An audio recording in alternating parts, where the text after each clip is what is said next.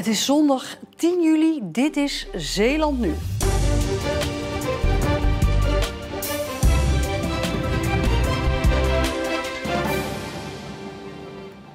In het afgelopen jaar hebben zich meer mensen aangemeld voor de opleiding tot molenaar. Ik denk dat het ongeveer 50% meer is dan andere jaren wel. Er komen gemiddeld 1 in de 2 maanden komt erbij. En in andere jaren waren dat er per jaar hooguit 3. De algemene gedachte is dat het molenaarschap alleen is weggelegd voor mannen van boven de 60 met grijze haren. Maar dat is niet waar, blijkt uit de cijfers. Want behalve heel veel meer jonge mensen zijn er ook een aantal vrouwen die het beroep van molenaar wil zien zitten. Een van hen is Kirsten Boer. Zij volgt haar opleiding op de molen in Oostkapelle. Het is voor haar niet moeilijk om onder woorden te brengen wat er zo fascinerend is aan het werken in een molen. Kijk om je heen, voel hoe de molen leeft, trilt en ruik het vers gemalen graan. Dat is fantastisch. Ik was vanaf jongs af aan eigenlijk wel geïnteresseerd in molens en nooit geweten wat er een opleiding voor was. En ja, met dat ik dat hoorde ben ik meteen ingeschreven, meteen enthousiast. Maar je kan haar niet op elke molen zetten, er moet wel wat gebeuren. Je moet wel iets te doen hebben hoor. Het is wel heel leuk om in een hangmatje te kijken hoe de molen draait, maar dit is fantastisch natuurlijk. Wat voor dromen kan je hebben als dit al genoeg voldoening brengt? En voor wie nu nog twijfelt? Kom gerust eens langs, kijk om je heen en word vanzelf verliefd. Het zogenoemde Buddy-project van de HZ krijgt volgend jaar hoogstwaarschijnlijk een vervolg.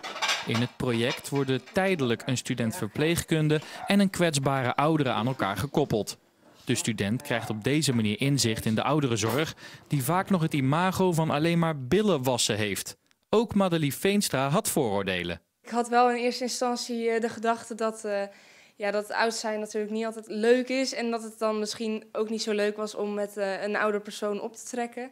Maar eigenlijk vind ik het juist superleuk om met Kobi leuke dingen te doen. Voor de ouderen is het een soort dagbesteding. Zo wordt er gekookt of samen gegeten of een terrasje bezocht. Het is toch leuk dat ze dan komen. Daar ben ik echt blij om. Want ik klets graag en ja, ik vind het gezellig dat er iemand is. De wekelijkse bezoekjes van Madelief doen mevrouw Govers goed. Natuurlijk een coronaperiode wat we hebben gehad, dat ze wat minder contacten had. Ook met haar aandoening, dat ze wat minder dingen kan. Dat de wereld toch kleiner wordt. Heeft dat voor haar heel veel opgeleverd, vind ik. Ja, ze had altijd leuke dingen te vertellen.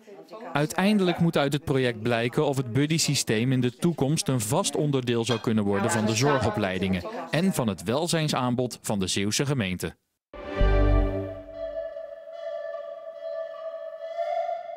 Een bijzonder gezicht in de Augustinuskerk in Middelburg.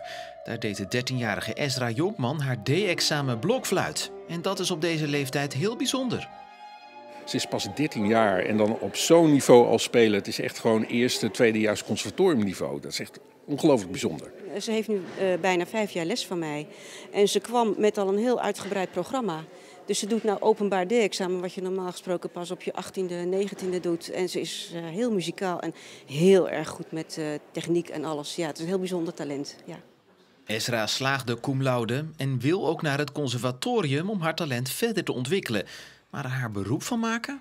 Nee, want je verdient er eigenlijk niet zoveel mee. Dus dan kan je beter maar gewoon wat anders doen. Maar gewoon meer als hobby.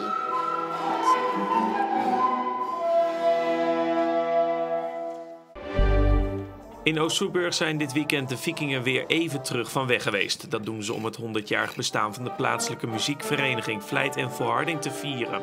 Ook wordt er een voorstelling gegeven over de fictieve slag om Soeburg. De voorstelling vertelt het verhaal over Vikingen die in het jaar 880 het voormalige Oost-Soeburg proberen te veroveren. Hoewel het een feit is dat er in die periode veel plunderingen plaatsvonden door Vikingen, is niet bekend in hoeverre ze destijds ook in Soeburg hebben toegeslagen. Na 3 jaar is er gisteren weer een voetbalwedstrijd onder de vlag van de stichting Zeeuws Elftal gespeeld. Bij FC de Westhoek in Burghaamstede nam Jong Zeeland het op tegen de profsenopleiding van Jong FC Utrecht. We zijn inderdaad heel blij dat we Zeeuws Elftal ons weer kunnen laten zien. We hebben door de corona natuurlijk 2 jaar niet van ons laten horen. We hebben natuurlijk zelf geen BVO. Het publiek, de spelers willen daar toch aan ruiken. Dus ik denk dat het heel belangrijk is dat we ook in Zeeland laten zien dat we op niveau kunnen spelen. Toch had de organisatie liever, net als in het verleden, geoefend tegen een grote profclub. We hebben wel met FC Utrecht, het eerste team van FC Utrecht, waren we eigenlijk vrij ver. De organisatie was rond. Dat ging op het laatste nippertje helaas niet door. En als compensatie was Jong Utrecht bereid om hier te komen voetballen. Dus we hadden natuurlijk liever een affiche gehad met het echte Zeeuws elftal tegen een BVO. Maar we zijn blij met dit alternatief. Jong Zeeland verloor de wedstrijd uiteindelijk met 6-0.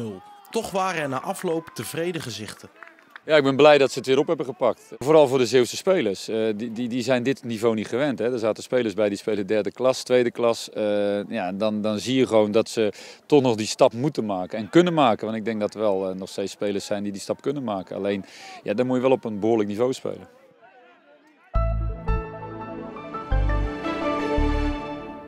Het was dan wel een stuk kalmer dan gisteren met windkracht 1 tot 3 uit het westen tot noordwesten. Maar we waren nog niet van de bewolking van zee verlost. Tijdelijk was het bedekt, maar je kon het heldere weer op zee al zien aankomen. En dit plaatje uit de buurt van Renesse zegt genoeg. Het was na de korte dip van gisteren weer een mooie stranddag. Echt warm was het niet, dat gaat de komende dagen wel komen. Vannacht is het eerst redelijk fris, met vrijwel windstil weer en 11 tot 13 graden. Tijdelijk kan er wat slootmist of een mistbank voorkomen. Morgen is het overwegend zonnig met wat hoge bewolking in de loop van de dag. Er komt gaandeweg windkracht 2 tot 4 bij, uit windrichtingen tussen oost en noord. Dat brengt de maximumtemperatuur van 22 tot 25 graden. Op dinsdag dan schakelen we door naar 24 tot 29 graden. Er komt er wel iets meer bewolking en ook wat zeewind aan de kust. En woensdag komt er later overal wat koelte door een westenwind. En op de lange termijn is het volgend weekend dus mogelijk heel warm, met maximumtemperaturen wellicht tussen de 30 en de 35 graden. En tot zover het korte nieuws en ook het korte weerbericht van deze zondag. Nog een hele mooie zondagavond en graag tot morgen.